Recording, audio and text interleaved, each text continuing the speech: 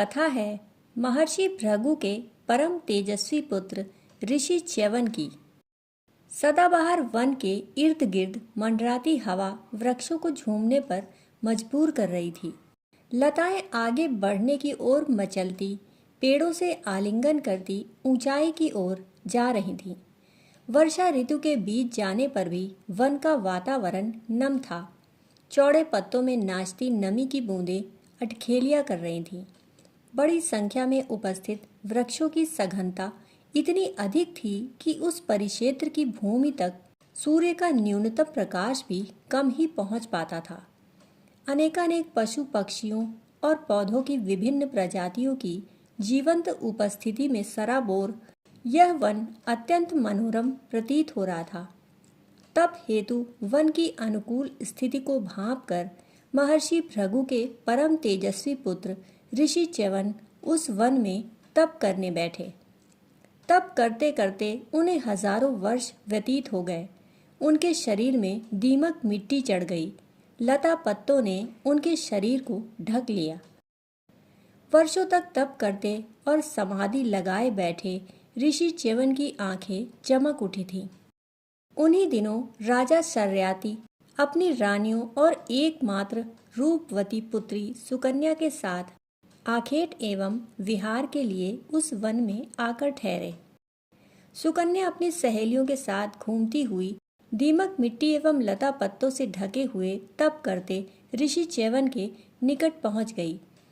कुछ ही दूरी पर स्थित दीमक मिट्टी के टीले में उसे दो गोल गोल छिद्र दिखाई दिए, जिनमें भीतर कुछ चमकती हुई वस्तु छिपी मालूम पड़ी।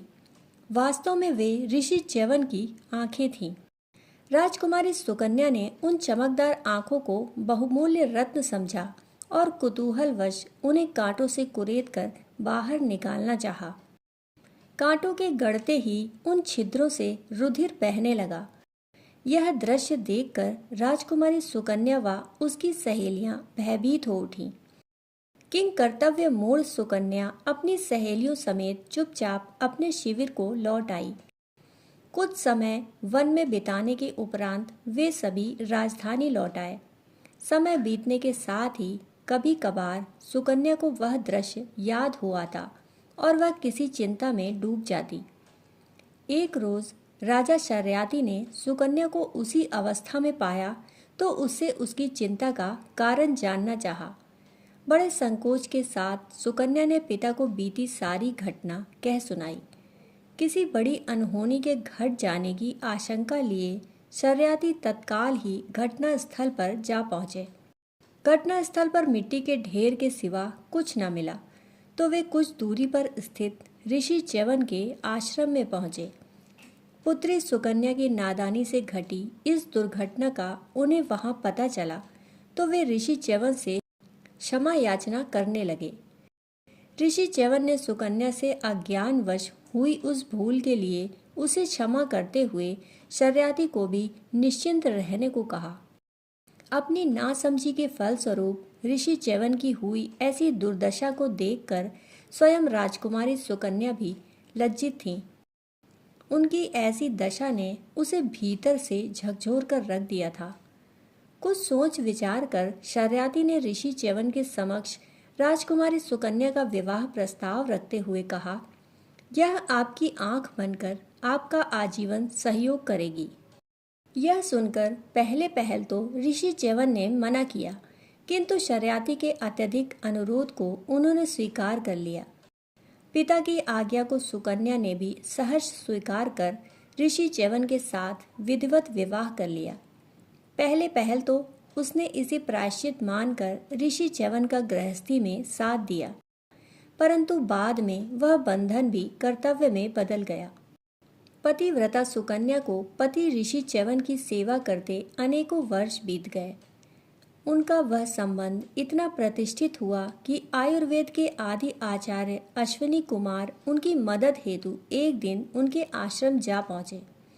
ऋषि च्यवन एवं सुकन्या दोनों ने मिलकर उनका यथोचित आदर सत्कार एवं पूजन किया।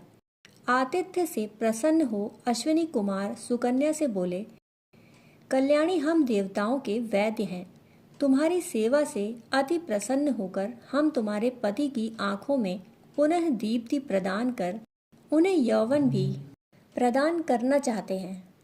तुमसे निवेदन है कि कृपया अपने पति को हमारे साथ हमारे द्वारा विनिर्मित दिव्य सरोवर में स्नान के लिए कहो।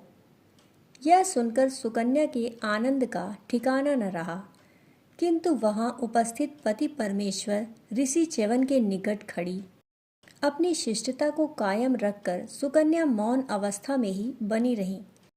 अश्विनी कुमारों के इस आग्रह को सहर्ष स्वीकारते हुए ऋषि च्यवन अनुग्रहित हो स्वयं ही कहने लगे, हे देव, आप समर्थ हैं। आपके इस उपकार के लिए हम आपका कोटि कोटि धन्यवाद ज्ञापित करते हैं, परंतु ऋषि होने के नाते आपके इस उपकार के बदले में हमारी जो कुछ सामर्थ्य है उसी अनुसार आपको कुछ देना भी चाहते हैं।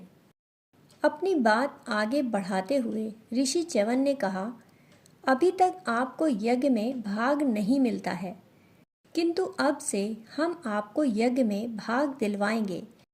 ऋषि च्यवन के इस वचन को अश्विनी कुमारों ने सहर्ष स्वीकार किया।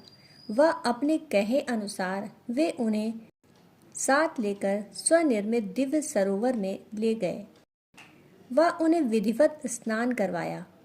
उस विलक्षण प्रयोग की साक्षी बनने स्वयं सुकन्या भी वहां जा पहुंची और बड़ी उत्सुकता से अपने स्वामी के नए रूप के दर्शन की प्रतीक्षा करने लगी।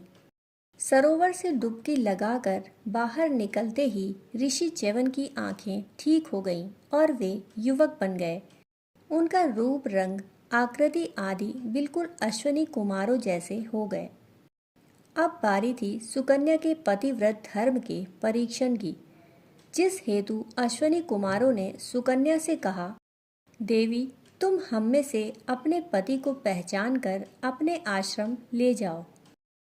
अपने पतिव्रत धर्म के निष्ठापूर्ण पालन से विकसित हुए दिव्य चक्षुओं से उसने अपने पति को पहचान लिया। वह आगे बढ़कर उनका हाथ थाम लिया। सुकन्या की इस क्षमता को देखकर अश्विनी कुमार बहुत प्रभावित हुए। उन्होंने न केवल सुकन्या के पति के जरा जीर्ण शरीर को स्वस्थ और बलिष्ठ बना दिया था, वरन बाद में ऋषि च्यवन को यह विद्या भी सिखाई जिससे वृद्ध शरीर को पुनः से यौवन प्रदान किया जा सकता है। इसी को आधार मानकर च्यवनप्राश का निर्माण हुआ। राजा शर्याती को ऋषि च्यवन की आंखें ठीक होने व उन्हें नया यौवन प्राप्त होने का समाचार मिला तो वे भी अति प्रसन्न हुए और उन दोनों से मिलने उनके आश्रम जा पहुँचे। वह उन्हें अपना स्नेहाशीष प्रदान किया। सभी ने सुकन्या के उपकारी चरित्र को सराहा व उसे अनंत शुभकामनाएं दी। कहानी सुनने के लिए आप सभी का बहुत बहुत आभार। फिर मिलते हैं ऐसी ही कहानियों के साथ। तब तक के लिए धन्यवाद।